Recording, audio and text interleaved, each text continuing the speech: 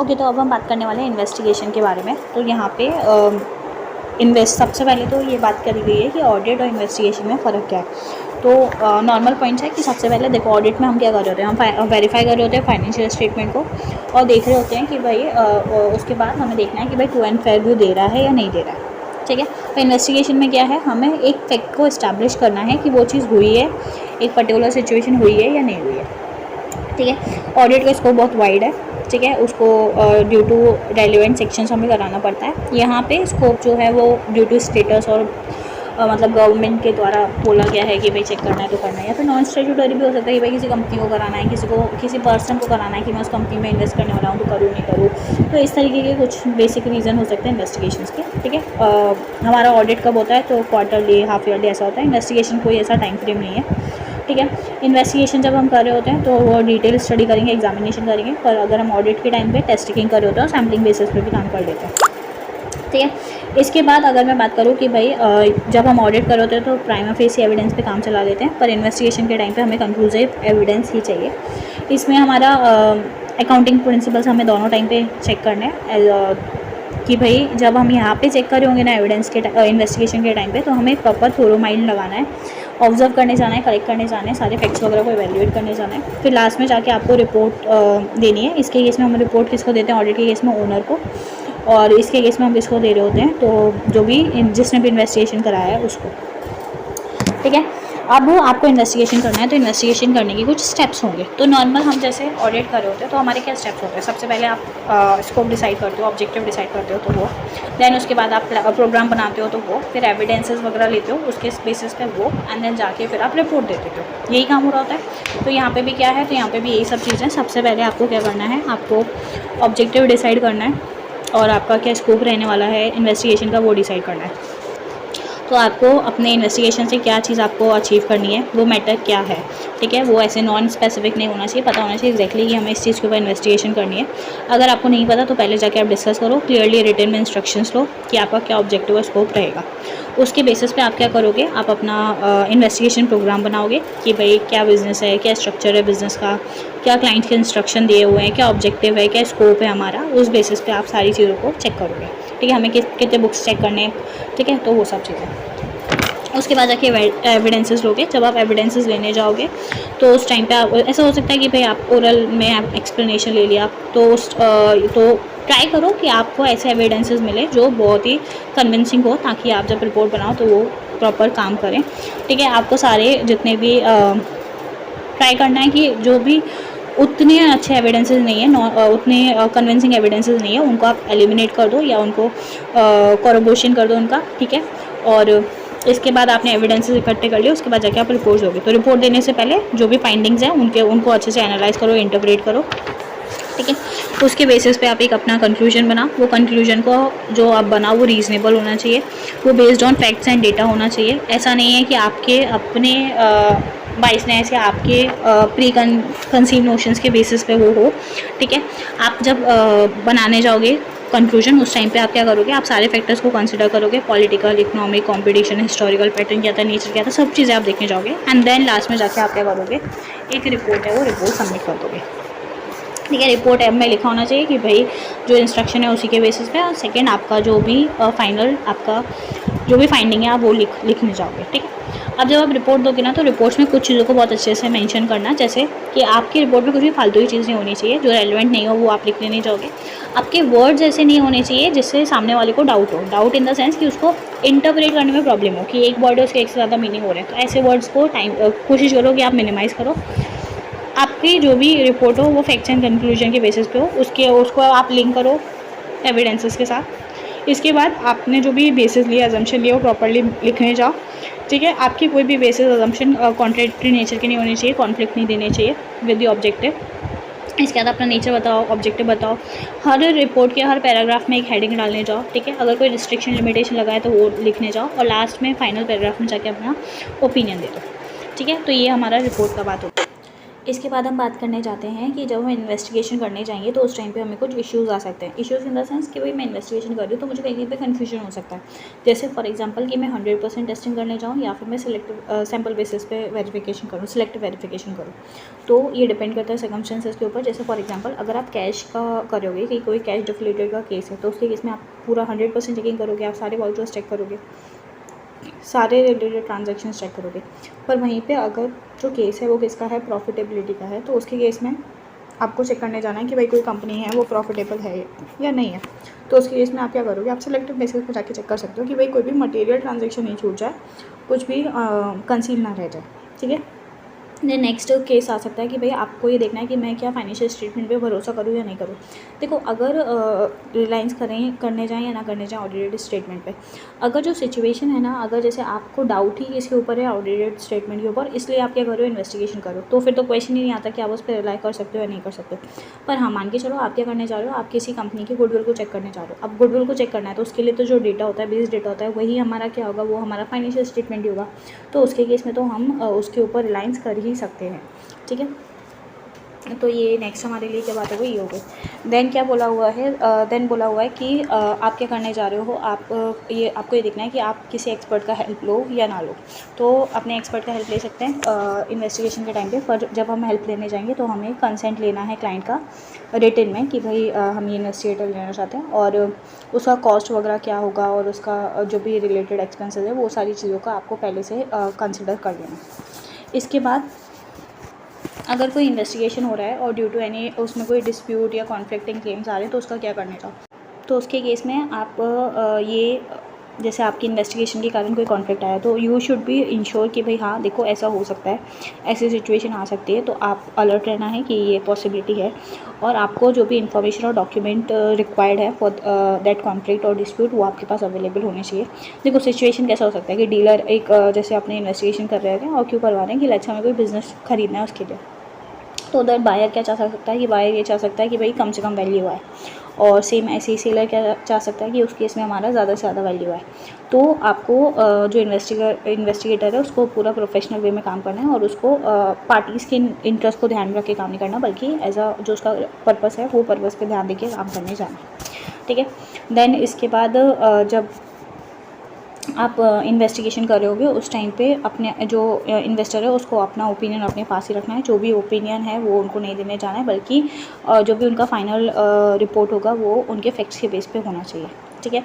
क्या इन्वेस्टिगेटर जो है वो फ्यूचरिस्टिक स्टेटमेंट बना सकता है, तो नहीं, इन्वेस्टिगेटर शुड रिफ्यूज़ कि भाई टू बी फ्यूचरिस्टिक, और वो ऐसे अज्यूम कर सकते हैं कि भाई ट्रेंड्स वगैरह है वो सारी चीज़ें। तो एज एन इन्वेस्टिगेटर तो you should not project any trend और any into any future years को लेके। ठीक है।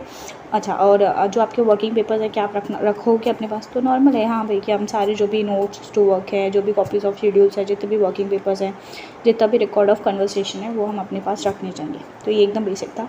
इसके बाद जब आप इन्वेस्टिगेशन करोगे, ठीक है, तो उस टाइम पे आपका क्या प्रोसीजर रहेगा या आप क्या चीज़ों को देखने जाओगे। तो सबसे पहले आप बिज़नेस का स्ट्रक्चर समझोगे, मैनेजमेंट का कैरेक्टर देखोगे, उसके बाद आप अदर फैक्टर्स देखोगे, जैसे इकोनॉमिक पोजीशन क्या है, पॉलिटिकल पोजीशन, फोर्सेस क्या है, वो सारी चीज़ें समझोगे।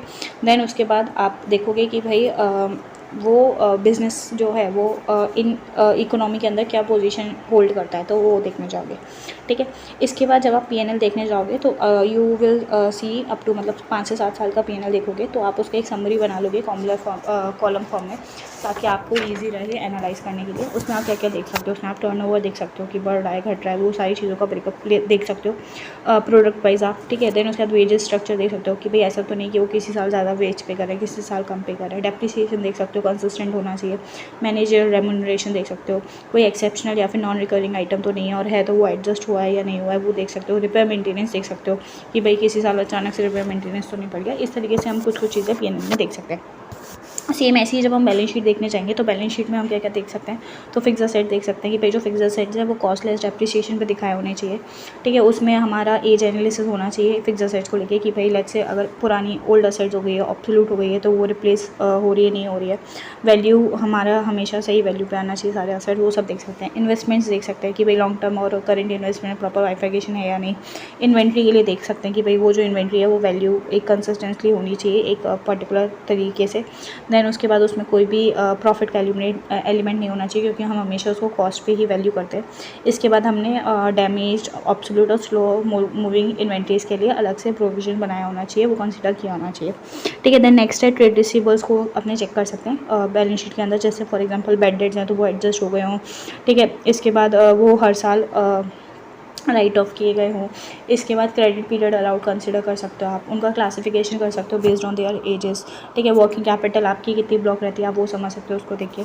आपके पास कोई आइडल असेट तो नहीं पड़ी रह सकती, लाइबिलिटीज़ आपकी अंडर स्टेटेड ओवर स्टेटस तो नहीं है, टैक्सेशन के प्रोविजंस बने या नहीं बने हैं। कैपिटल को देख सकते हो कि भाई कैपिटल प्रॉपर बैलेंस है या नहीं। डिबेंचर्स और प्रेफरेंस शेयर्स का जो रेशियोज़ है वो ज़्यादा तो नहीं है in compare to equity capital, और जो कैपिटल है वो फिक्स असेट्स के हिसाब से भी उसका एक प्रॉपर रेशियो मेंटेन होना चाहिए। ठीक है, कुछ स्पेसिफिक पॉइंट है जिनको लेके स्पेसिफिक बात बोली गई है कि भाई आप जब देखने जाओगे फिगर्स तो आप इनको ध्यान से देखोगे, इसमें क्या क्या देख सकते हो। जैसे पहला पॉइंट है टर्नओवर। टर्नओवर में हम क्या देख सकते हैं, तो हम ट्रेंड देख सकते हैं कि भाई पास सेल क्या हुई है, क्या वो इंक्रीज़ हो रही है या नहीं हो रही है कंसिस्टेंटली, क्या वो फ्लक्चुएट ज़्यादा तो नहीं होती। दूसरा मार्केटेबिलिटी देख सकते हैं कि भाई आप क्या आपके लिए पॉसिबल है कि आप नए बिज़नेस में जाके सेल कर पाओ क्या, या फिर आपने पूरा ही मार्केट अभी फुली एक्सप्लॉइट कर लिया है, अब आप उतना उतना मार्केटेबिलिटी और नहीं बढ़ा सकते। इसके बाद आप पॉलिटिकल और इकोनॉमिक कंसिडरेशन दे सकते हो कि गवर्नमेंट की क्या पॉलिसी है। ठीक है, कैसा आपका मार्केट में गुड चल रहा है। ठीक है, होम मार्केट कैसी है, बढ़ रही है घट रही है, वो सब चीज़ें देख सकते हो। कंपटीशन देख सकते हो अपना कि भाई कितने क्या दूसरे मैन्युफैक्चरर भी सेम फील्ड में आ रहे हैं या नहीं आ रहे हैं, क्या प्रोडक्ट में कंपटीशन हो रहा है या नहीं हो रहा है। ठीक है, क्या चीप प्राइस पे अपने दिखा रहे हैं, दिखा ऐसा तो नहीं कि हमारे कंपटीशन के आने के कारण हमें उनको सस्ते में बेचना पड़े। फिर इसके बाद क्या कंपटीशन बहुत ज़्यादा बढ़ रहा है या नहीं बढ़ रहा है।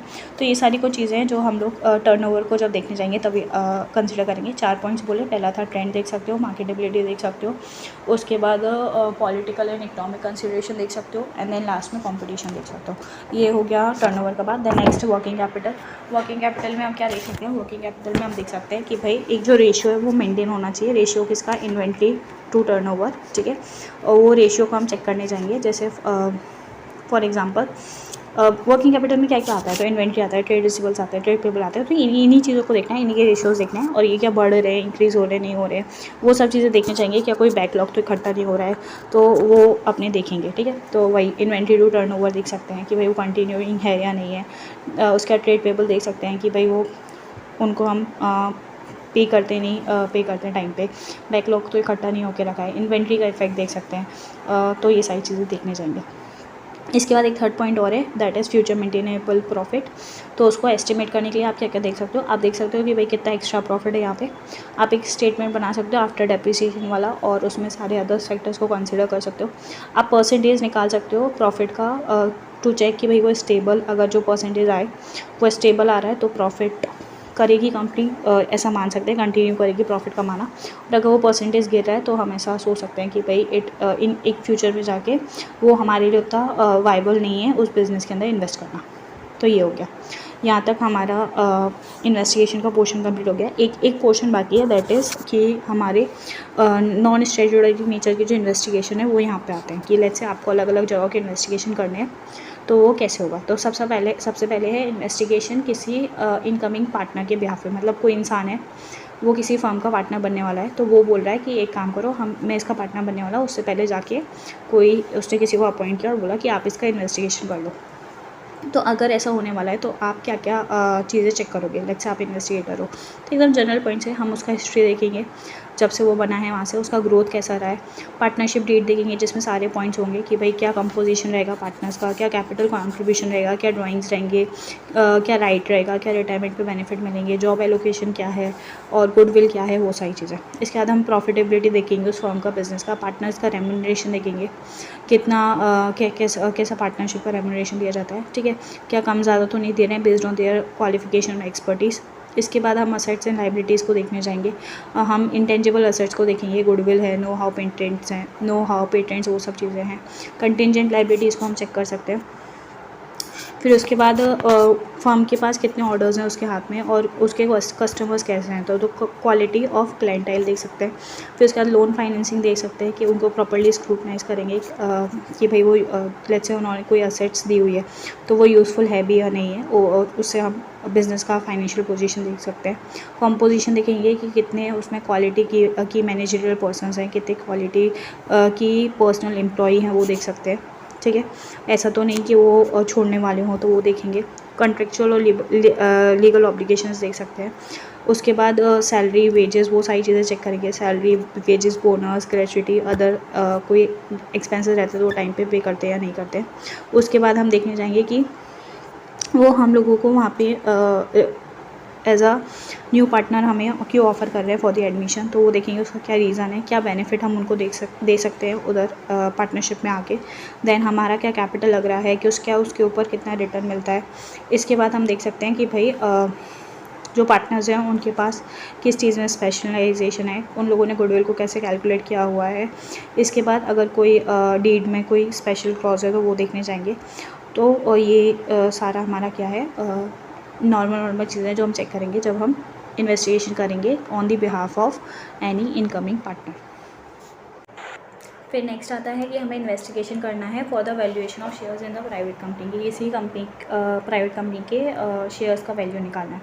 तो प्राइवेट कंपनी तो हमारे पास अलग अलग तरीके हैं। टोटल में तीन चीज़ें बोली हुई हैं। एक बोला हुआ है अगर आप कर सकते हो नेटवर्थ के बेसिस पे, आप नेटवर्थ निकाल लो, उसको डिवाइड कर दो नंबर ऑफ़ शेयर से, ठीक है, और गुडविल को कंसिडर करोगे आप बिज़नेस की, और ठीक है। देन नेक्स्ट है सेकंड मेथड है कि आप एवरेज प्रॉफिट निकाल लो और उसके बेसिस पे आप देख लो कि क्या ये कंटिन्यू ये जो प्रॉफिट है वो अर्न कर पाएगा या नहीं कर पाएगा, और वो प्रॉफिट को कैपिटलाइज कर दो with the rate of interest.